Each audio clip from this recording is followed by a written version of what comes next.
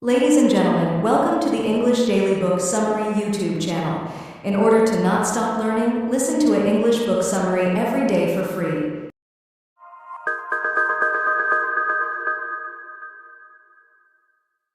Ethan Bernstein, Michael B. Horn, and Bob Mosta. Job moves. 9 steps for making progress in your career. The numbers tell a clear story. 1 billion people switch jobs each year, most hoping for something better. You might recognize that feeling, a quiet sense that your current role needs to change, even as you wonder which direction to take. Standard career advice can feel mechanical, missing what really matters for your growth. Well, it turns out that research into thousands of successful career moves has uncovered something powerful. Hidden patterns shape every job change, patterns you can learn to spot and use. The 9 steps you'll discover in this blink come straight from people who've made career moves work brilliantly for them. You'll see exactly how they turned vague wishes into concrete plans and how their methods can transform your approach to professional growth, helping you make moves that create real progress in both your career and life. Sound good? Then let's get straight into it. Better choices bring better careers. Most of those billion people who switch jobs every year regret something about their move. It makes sense. When you consider that traditional career advice with its focus on basic ideas like climbing ladders or chasing bigger titles and salaries is missing the mark. This is where the 9-step process comes into play, changing how people approach career moves, putting real progress ahead of simple advancement. Each step builds naturally on the one before it, starting with a deep look at your past career choices. Take Alex, a digital project manager who enjoyed his role but faced a tough choice when his company announced his department would move to another state. He had aging in-laws who needed care, so moving wasn't possible for his family. At first, he felt trapped, thinking companies held all the cards. But this common thought misses something basic. When you accept a job, you're actually hiring that company. You're making a choice about how to spend your time and what you'll accept in return. This new way of seeing things opens up the first key step to better career moves. Looking closely at why you switched jobs last time. Most people follow similar patterns. First comes a tiny thought that something's off, then a period of casual looking where job ads catch your eye more than usual. Next comes an event that kicks off serious searching. Then a second event pushes you to make up your mind. Take a new job or keep looking. Looking deeper at thousands of job switchers shows 4 main types of progress people want. Some need to escape difficult situations or jobs with no future. Others want more control over their schedule and life outside work. A third group tries to match their skills better with what companies value. And the last group looks for new challenges after hitting certain goals. To spot these patterns in your own career, start by looking at your past moves. Working with someone you trust can help you see what really made you change jobs. Look past simple reasons, such as money or commute time, to find what pushed you away from old jobs and pulled you toward new ones. When Alex did this with his mentor, he saw beyond just wanting to avoid moving states. He wanted more say over where and when he worked, while still using his current skills. This new understanding helped him feel less stuck. He could now focus on finding opportunities that fit what mattered most to him. This first step, really knowing what drives your career choices, creates a strong base for making smarter moves going forward. The next 8 steps will show you how to turn these insights into action. Map your energy for career success. Looking at your past career moves sets up the next 2 steps. Understanding what gives you energy and what skills you bring to the table. Each part naturally builds on the last, creating a clear picture of your work life that helps you make smarter moves. This foundation becomes essential as you map out your future. Think about what makes you excited to start your day. For example, Clara worked as a lab manager before becoming a physical therapy assistant. At first, she thought her next move should focus on bigger titles or better pay. But when she looked at her past jobs differently, checking what gave her energy and what drained it, she saw something new. She went beyond just listing what she did to find what made work exciting and what made it tough. She found that working with people from different backgrounds lit her up, While office drama left her tired, she loved learning new things but got bored with tasks she'd done before. Making this kind of energy map showed her patterns she hadn't seen. These weren't just likes and dislikes. They showed what would make her next job work well for her. The activities that energized her pointed toward roles she might never have considered otherwise. Your energy patterns tell part of the story. The next step looks at your work skills through a career balance sheet. Your skills, background, and training work like assets that can grow or shrink in value. You need to know which parts of your skill set are becoming more valuable and which might need updates. Take Avery, who switched from writing code to managing products. Her balance sheet showed her coding skills would stay strong for about 7 years, but her industry knowledge needed constant updates to stay fresh. She saw her leadership skills starting to grow, and her ability to bridge technical and business conversations becoming increasingly valuable. This clear picture helped her choose where to put her time and effort, and which skills deserved more investment. Magic happens when you put these two pieces together, knowing what gives you energy and what skills you have. You can see whether to build on your current work or try something completely different. Clara saw that her physical therapy job gave her the schedule she wanted, but missed the brain-stretching work she loved. She had research skills and a master's degree sitting unused. This helped her see exactly what she needed as she looked for her next move. Understanding your energy and skills gives you real tools for making smart career choices. You can look past job titles and paychecks to find work that actually fits. These basic pieces guide everything, from picking which jobs to check out to deciding what trade-offs work for you. Where dreams meet reality. The two key next steps are figuring out what you're looking for right now and sketching out possible futures. Before diving into job listings, you need a clear map of where you want to go. Look at how your energy drivers and skills work together in two ways. Do you want to build on what motivates you now, or change it completely? And do you want to use your current skills or try something new? This creates 4 different paths. Some people need to start fresh with both.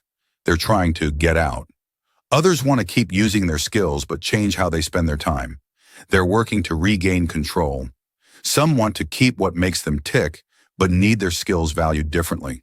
They're aiming to regain alignment. And some want to build on everything that's working. They're ready to take the next step.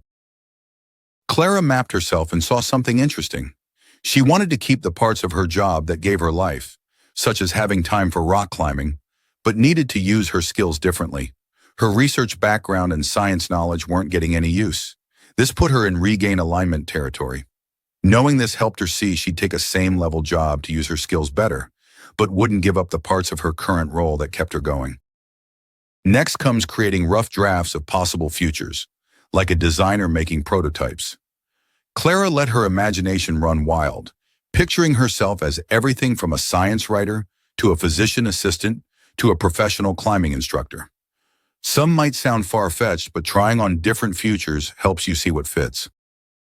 These aren't just daydreams, though. Each possibility needs real-world testing through conversations with people in those roles. When Clara looked into science writing, she found 2 paths: working for a publication or freelancing. Each came with different trade-offs.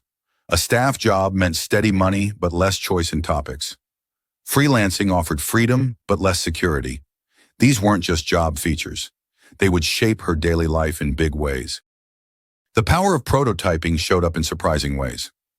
Clara spotted a National Geographic expedition coordinator role that seemed to combine all her interests: science, travel, and working with researchers. But talking to people in similar positions revealed a different picture. Most of their time went to booking flights, managing logistics, and handling paperwork. The scientific discussions she pictured made up barely 10% of the job. This insight wasn't a setback. It helped her see she wanted a role where science took center stage, not a supporting role. This is the essence of prototyping.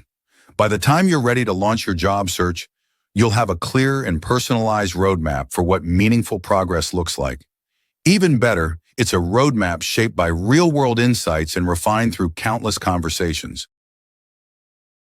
Dream big, but check twice. The next 2 steps take your possible futures from ideas to reality. First, narrowing down your options, then testing them against the actual job market. This brings your dreams face to face with reality, but in a way that keeps your goals intact while working within practical limits. Start by putting your options through a careful filter. Like water flowing through a funnel, each possibility needs to pass through your list of energy drivers and key skills. Clara tried this with her different futures and found something unexpected. Teaching rock climbing looked great at first glance. She'd be active and outdoors. But looking deeper, she saw it would miss the brain work she loved and limit her chances to make the kind of difference she wanted. Writing about science for a publication, though, kept scoring high marks. It would let her use her science background while keeping the schedule flexibility she'd grown to love. This filtering doesn't just cross options off your list. It helps you understand what you'll trade to get what you want. Alex, our product manager who had to stay in Wisconsin, found he could handle some travel or split his time between office and home if it meant keeping the parts of his work he enjoyed most. Making compromises can feel good when you know exactly why you're making them. Next comes the reality check, seeing if jobs like your ideal actually exist. This isn't about sending out resumes yet.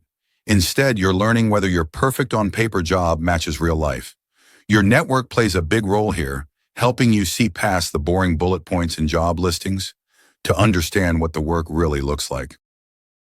You'll recall that Clara learned this lesson when she found what seemed like her perfect match: coordinating expeditions for National Geographic. She discovered that most of the job involved booking flights and handling paperwork, not working with scientists as she hoped. This information saved her from taking a wrong turn. Look at job postings with hope and doubt in equal measure. Those listed requirements often paint a fuzzy picture of what you'd actually do all day. Clara found this out when she dug into different science writer jobs. The same job title meant totally different things depending on the company. Some writers spent their days recycling press releases. Others got to dive deep into research and talk with scientists directly. Testing your ideal against reality might show you need to adjust your plans or rethink certain trade-offs. That's fine. Expect it even. No job ticks every box. The point is understanding the real options well enough to know which compromises make sense for you. When you mix careful filtering with realistic market research, you set yourself up to find work that moves your career forward in meaningful ways. Smart moves need good stories. With a clear understanding of which opportunities align with your priorities and what trade-offs you're willing to make, the final phase of your search focuses on crafting your story and making your move. These last two steps transform your insights into action that resonates with potential employers. Creating your story means finding the real thread that connects your past to where you want to go next. Think about it like the way Pixar builds a story. Once upon a time, followed by the key moments that brought you here, leading to why this next move fits perfectly. You can shape your career story the same way. Alex used this approach when talking with managers at his company. He shared what he'd learned through reflection, the work that energized him, the skills he wanted to grow, and what he needed to succeed. He needed room to grow, freedom to work his way, and chances to build digital products while staying put. His story worked so well that his manager created a new role crossing different departments, one that worked for both Alex and the company. But telling your story does more than get you interviews. It helps make sure you pick the right job too. Try making a personal cheat sheet, a guide showing how you work best, what drives you, and how others can help you succeed. You might not share this right away, but once you're deep in job talks, it helps make sure both sides know what success looks like. The final step, getting that next role, takes more than just sending out resumes. You'll need three main approaches to turn your ideal job into reality. First, use your network not just to find openings, but to learn deep details about different roles and companies. Second, see job descriptions as conversation starters, not strict rules. When Clara looked at science writing jobs, her research led her to ask specific questions that showed how different places define the role completely differently. At one place, she'd mostly rewrite press releases, while another would let her work closely with scientists and dig into real research. Last, be ready to help shape roles to fit what you need. This works for more than just internal moves like Alex's. Many companies have wiggle room they don't advertise.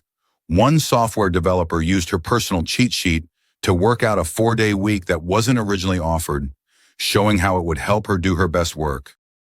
This whole approach works because it's thorough. You map out your next career chapter with precision, understanding exactly what changes you need and which trade-offs work for you. It takes more work up front than just applying to jobs, but it leads to moves you'll feel good about and real steps forward in your career.